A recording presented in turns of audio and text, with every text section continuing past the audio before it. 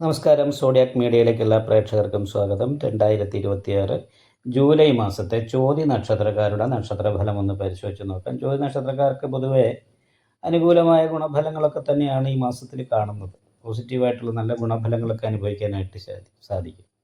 ലഗ്നാധിപതി ബാധാസ്ഥാനത്ത് കേതുവിനോട് യോഗം ചെയ്ത് നിൽക്കുന്നത് കൊണ്ട് ഇടയ്ക്ക് ശാരീരികമായിട്ടുള്ള കുറച്ച് അസ്വസ്ഥതകൾ ഉണ്ടാകുക, സന്തോഷിക്കുമ്പോൾ ടെൻഷൻ ഉണ്ടാകുക, ഇങ്ങനെയുള്ള കുറച്ച് കാര്യങ്ങൾക്ക് യോഗമുണ്ട്. അത് മാത്രമല്ല കുറച്ച് നിരാശ, അലസത ഇങ്ങനെയുള്ള കാര്യങ്ങൾ വർദ്ധിക്കാനും സാധ്യതയുണ്ട്. അപ്പം അത് ഒന്ന് ശ്രദ്ധിക്കണം.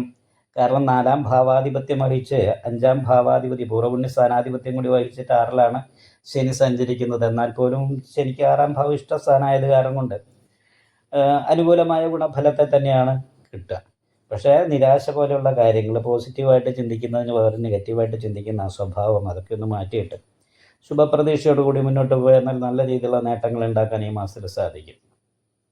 കാരണം 10-ാം ഭാവത്തിൽ ലാഭാധിപതി വ്യാഴത്തോട് യോഗം ചെയ്ത് കർമ്മസ്ഥാനത്ത് നിൽക്കുന്നുണ്ട്. അതേപോലെ ഭാഗ്യാധിപതി സ്വക്ഷേത്ര ബലവാനാണ്. ഇപ്പം നല്ല ഭാഗ്യം അനുഭവിക്കാൻ ജ്യോതി നക്ഷത്രക്കാർക്ക് ഈ മാസത്തെ യോഗമുണ്ട്. അതുപോലെ തന്നെ നല്ല ദൈവാധീനം തൊഴിലിൻ്റെ കാര്യത്തിലുണ്ട്. ഇപ്പോൾ 10-ലെ വ്യാഴം എന്ന് പറയുമ്പോൾ ദൈവാധീനം അത്ര അനുകൂലാവസ്ഥ പറഞ്ഞുകൂടാ, എന്നാൽ വ്യാഴപ്പഴമുള്ള സമയമാണ്. എന്നാൽ തൊഴിലുമായിട്ട് ബന്ധപ്പെട്ട കാര്യം ചിന്തിക്കുന്ന സമയത്ത് അനുകൂലമായ ഗുണഫലം തന്നെ പറയണം. കാരണം ലാഭാധിപതി ചെയ്യുന്ന തൊഴിൽ പ്രവർത്തിക്ക് തക്കതായിരിക്കുന്ന ലാഭം കിട്ടാനായിട്ട് അല്ലെങ്കിൽ പ്രതിഫലം കിട്ടാനായിട്ട് യോഗമുള്ള മാസമാണ്. നല്ല തൊഴിലുണ്ടാകും, തൊഴിൽ മാന്യതയുണ്ടാവും. മാന്യമായിട്ടുള്ള രീതിയിൽ മറ്റുള്ളവരെ ബഹുമാനം പോലെയുള്ള ബഹുമാനത്തിനൊക്കെ ആർജിക്കാനായിട്ട് യോഗമുള്ളൊരു മാസമാണ്. തൊഴിലിൻ്റെ കാര്യത്തിൽ കുഴപ്പമില്ല. പക്ഷേ കാലിൻ്റെ മുട്ടിനതായിട്ടുള്ള ഭാഗത്തുള്ള വേദന പോലെയുള്ള പ്രശ്നങ്ങൾ, ഹൃദയസ്ഥാനത്ത് ഉണ്ടാകുന്ന കഫക്കെട്ട്, അലർജി, പിന്നെ അതുപോലെ തന്നെ ഹൃദയ സംബന്ധമായിട്ട് എന്തെങ്കിലും രോഗങ്ങളുള്ളവരൊക്കെ പ്രത്യേകം ഒന്ന് ശ്രദ്ധിക്കുകയും ചെക്കപ്പ് ചെയ്യുകയൊക്കെ ചെയ്യണം. മറ്റുള്ള രീതിയിലൊക്കെ നല്ല രീതിയിലുള്ള നേട്ടങ്ങളാണ് കാണുന്നത്. ദാമ്പത്യ സംബന്ധമായിട്ട് കുറച്ച് പ്രശ്നങ്ങൾ കാണുന്നുണ്ട്. 7-ാം ഭാവാധിപതി ശത്രുസ്ഥാനത്തേക്ക് പോയി അഷ്ടമത്തിൽ പോയി.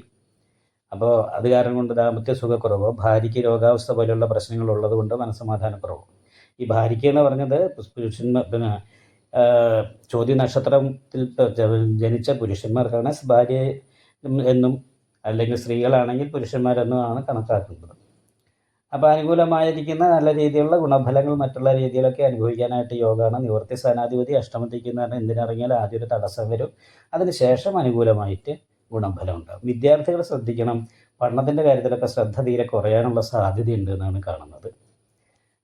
തൊഴിൽ അന്വേഷിക്കുന്നവർക്ക് തൊഴിൽ കിട്ടാൻ യോഗമുള്ള സമയമാണ്. തൊഴിലെടുത്തുകൊണ്ടിരിക്കുന്നവർക്കും വലിയൊരു പ്രശ്നം ഇല്ല.